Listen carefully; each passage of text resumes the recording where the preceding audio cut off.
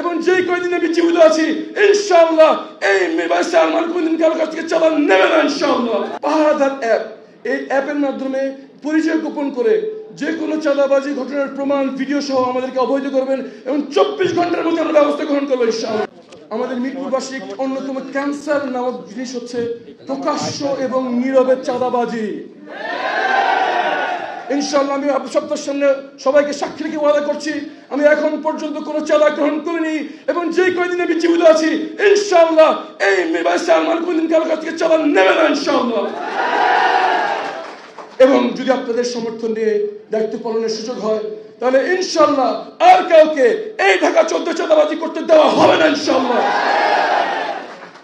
নীরবে চাঁদাবাজি, বিশেষ করে আমাদের নিগৃহীত দুর্বল জনগোষ্ঠী যারা রয়েছেন তাদেরকে চাঁদাবাজি করে তারা বলতেও সাহস পায় না। এই জন্য তারা যেন তাদের চাঁদাবাজির ঘটনা আমাদেরকে অবহিত করতে পারে এই জন্য একটি অ্যাপ আমরা লঞ্চ করবো যার নাম আছে পাহারাদার অ্যাপ। এই অ্যাপের মাধ্যমে পরিচয় গোপন করে যে কোনো চাঁদাবাজি ঘটনার প্রমাণ ভিডিও সহ আমাদেরকে অবহিত করবেন এবং 24 ঘন্টার মধ্যে আমরা ব্যবস্থা গ্রহণ করবো ইনশাআল্লাহ।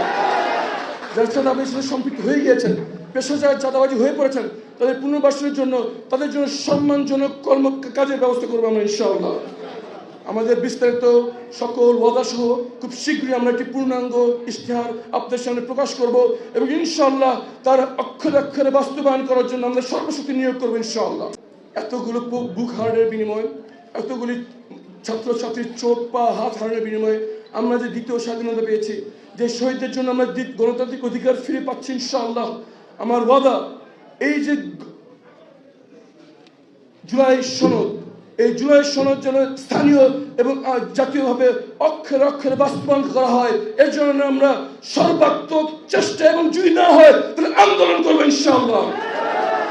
এবং জুলাই নির্বাচনের জন্য যে আচরণবিধি দেওয়া হয়েছে সরকারের পক্ষ থেকে তা আমি আপনাদের সামনে ওয়াদা করছি আমি এবং আমার সহকর্মীরা অক্ষরে অক্ষরে পালন করবে ইনশাআল্লাহ।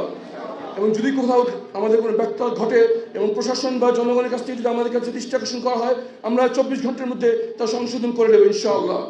সবাইকে আহ্বান জানাবো, এত শহীদের রক্তের বিনিময়ে যে আমরা নতুন স্বাধীনতা পাচ্ছি, আসুন এই সুযোগকে ব্যবহার করে আমরা একটি নতুন বাংলাদেশ আমরা গড়ে তুলি, যে বাংলাদেশে থাকবে না দুর্নীতি, থাকবে না কালো টাকার প্রভাব, থাকবে না পেশা শক্তির ব্যবহার, থাকবে না চাঁদাবাজি, প্রকাশ্যে বিক্রি হবে না মাদক। ইনশাআল্লাহ আসুন সবাই মিলে করি নতুন বাংলাদেশ।